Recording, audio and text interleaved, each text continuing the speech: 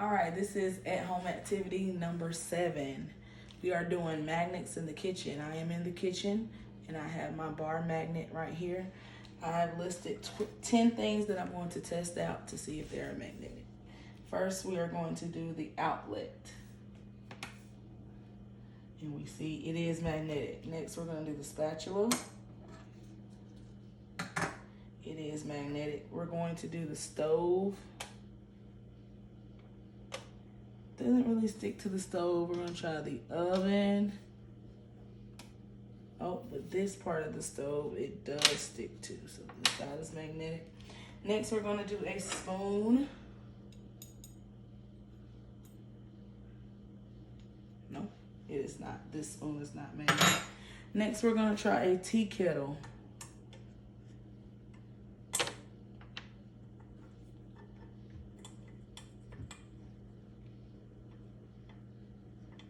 It is magnetic. Next, we're going to do this pot.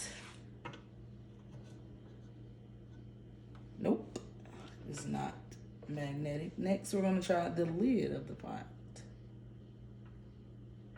The screws seem to be magnetic. The handle is not, but the screws seem to be magnetic. Next, we have a water bottle. The top is not. Let's try the bottom. Nope, it is not. Next, we're going to use this lighter. It is somewhat magnetic.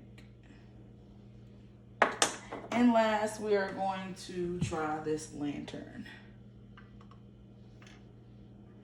And it does seem to be magnetic. I have listed 10 things and I have tested them out. I was able to test out 10 things in the kitchen that I thought may have been magnetic. So I'm going to go down my list and talk about some of the things that were not magnetic. The spoon was not magnetic. The tea kettle was not magnetic.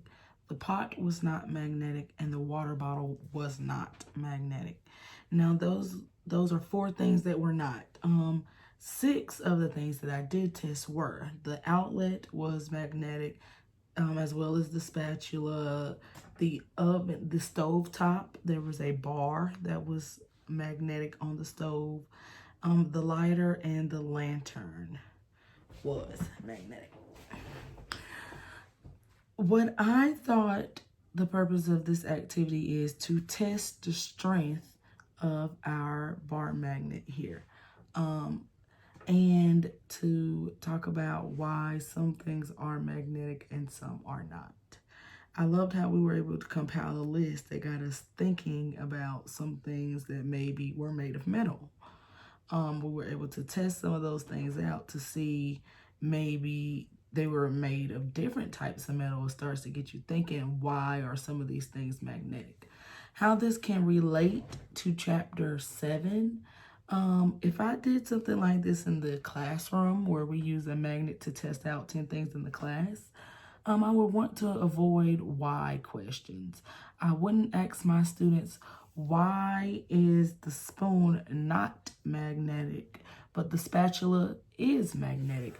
I would want to ask questions that kind of build their interpretation. So I would ask them, maybe, why do you think the spoon is not magnetic? And then I could ask them, why do you think the spatula is magnetic? And then we could talk about the differences between the spoon and the spatula. I will want to avoid why questions because it kind of sort of thinks of,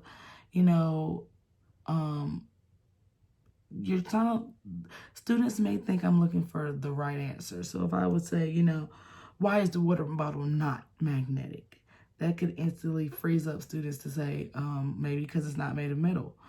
But instead, asking a question from a more interpretation point of view can get students thinking about the differences between the metals.